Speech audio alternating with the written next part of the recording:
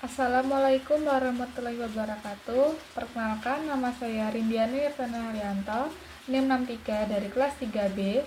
Di sini saya akan mempresentasikan bab 4, analisis laporan keuangan.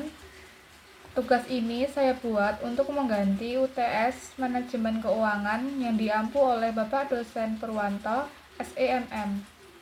Baik, langsung saja. Yang pertama, 4.1 analisis rasio. Laporan keuangan melaporkan posisi perusahaan pada satu titik waktu dan kegiatan operasinya selama beberapa periode lalu. Namun, nilai realnya ada pada kenyataan bahwa laporan tersebut dapat digunakan untuk membantu meramalkan laba dan dividen masa depan.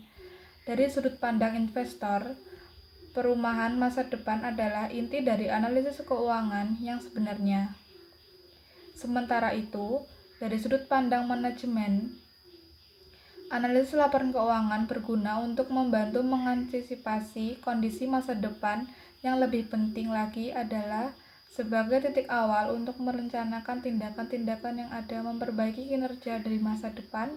Rasio keuangan dirancang untuk membantu kita mengevaluasi laporan keuangan. 4.2 Rasio likuiditas. 4.2 Rasio likuidasi. Aset likuid atau liquid asset merupakan aset yang diperdagangkan di pasar aktif sehingga dapat dikonversi dengan cepat menjadi kas pada harga pasar yang berlaku. Sedangkan posisi likuidasi suatu perusahaan berkaitan dengan pernyataan berikut ini. Apakah perusahaan mampu melunasi utangnya ketika utang tersebut jatuh tempo di tahun berikutnya? Seperti yang disajikan dalam tabel 1 pada bab 3, Aliat memiliki utang sebesar $310 juta yang harus dilunasi dalam waktu 1 tahun. 2. Rasio likuidasi atau liquidity ratio yang umum digunakan akan dibahas berikut ini. Yang pertama, ada rasio lancar. Rasio likuiditas atau utama. Rasio likuiditas yang utama adalah rasio lancar atau current ratio yang dihitung dengan membagi aset lancar dengan kewajiban lancar seperti dinyatakan berikut ini. Rasio lancar sama dengan aset lancar dibagi kewajiban lancar sama dengan $1.000 dibagi $310 sama dengan 3,2 kali. Rata-rata industri sama dengan 4,2 kali. Quick ratio atau asset tax. Rasio likuiditas kedua yang sering digunakan adalah quick ratio atau asset tax sebagai berikut.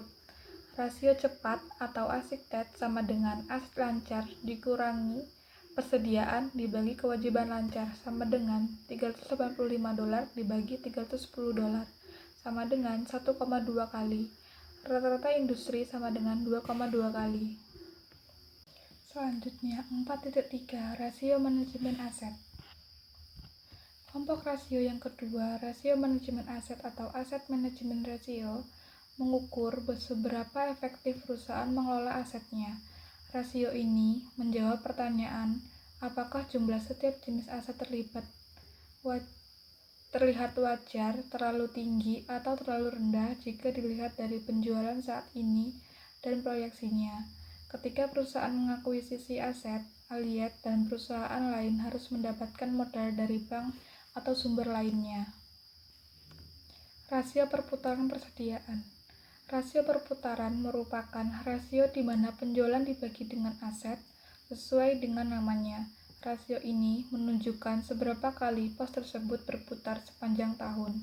Jadi, rasio perputaran persediaan atau inventory turnover ratio dinyatakan sebagai penjualan dibagi dengan persediaan, seperti dinyatakan berikut ini. Rasio perputaran persediaan sama dengan penjualan dibagi persediaan, sama dengan $3.000 dibagi $615 sama dengan 4,9 kali. Rata-rata industri sama dengan 10,9 kali. Jumlah hari penjualan belum tertagih. Jumlah hari penjualan belum tertagih atau Days Sales Outstanding atau DSO atau disebut juga periode penagihan rata-rata atau Average Collection Period atau ACP digunakan untuk menilai piutang usaha dan dihitung dengan membagi piutang usaha dengan hari penjualan rata-rata untuk mencari berapa hari penjualan terikat dalam piutang usaha. Jadi, DSO mencerminkan lamanya waktu rata-rata perusahaan harus menunggu setelah melakukan penjualan dan belum menerima kas. DSO sama dengan jumlah hari penjualan belum tertagih sama dengan piutang dibagi rata-rata penjualan per hari sama dengan piutang dibagi penjualan tahunan atau 365 hari sama dengan $375 dibagi 3000 dibagi 365 sama dengan 365 sama dengan $375 dibagi 8,2192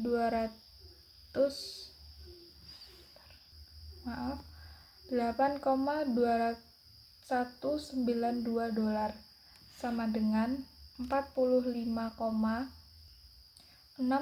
hari sama dengan 46 hari. Rata-rata industri sama dengan 36 hari. Rasio perputaran harus tetap. Rasio perputaran aset tetap atau Fixed Asset Turnover Ratio mengukur seberapa efektif perusahaan menggunakan pabrik dan peralatannya. Rasio ini adalah rasio penjualan terhadap aset tetap bersih. Rasio perputaran aset sama dengan penjualan dibagi aset tetap bersih sama dengan $3.000 dibagi $1.000 sama dengan 3 kali.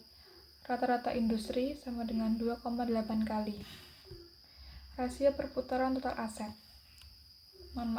Rasio perputaran total tetap. Rasio manajemen aset yang terakhir adalah rasio perputaran total aset atau Total Asset Turnover Ratio, mengukur perputaran seluruh aset perusahaan dan dihitung dengan membagi penjualan dengan total aset.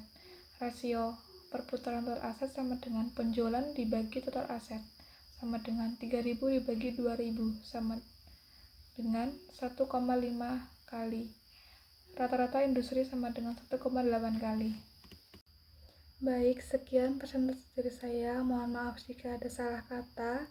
Sekian, terima kasih. Wassalamualaikum warahmatullahi wabarakatuh.